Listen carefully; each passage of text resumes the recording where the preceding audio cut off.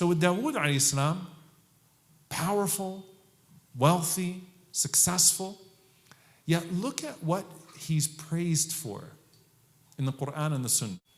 He's praised for his ibadah, which is very significant here, because Adam alayhi salam, when his descendants were being extracted from his loins, he saw this light in the creation.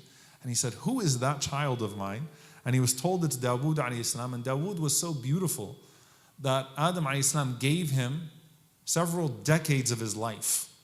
Said, this man needs to live more on earth. What did the Prophet alayhi salam praise about Dawud alayhi salam?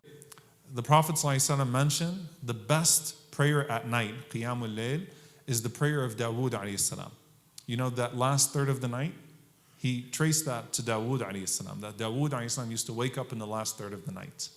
Meaning Dawud alayhi salam was not satisfied with simply being wealthy and being a prophet and someone who gives a lot. He also was pushing himself to pray at night. What else? There's another very distinct ibadah, act of worship that he was famous for. Day on and day off. Prophet ﷺ said the best fasting is the fasting of Dawud alayhi salam. He would fast a day and break his fast the next day. His habit was to fast every other day, alayhi salam.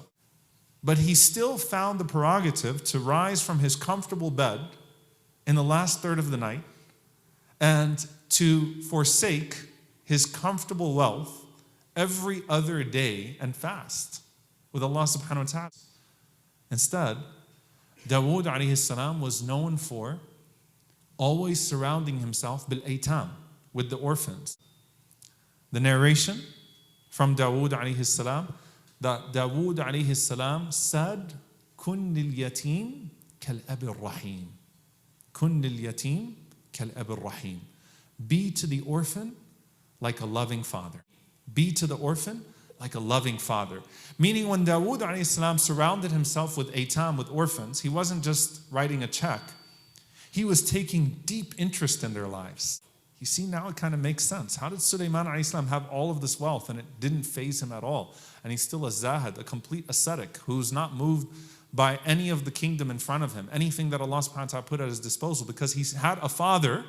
So he carried on the same attitude of his father, and Allah subhanahu wa ta'ala grew his kingdom, but he treated his kingdom the way his father treated the kingdom. Meaning the wholesomeness of Dawud alayhi salam translated to the wholesomeness of Sulaiman alayhi salam.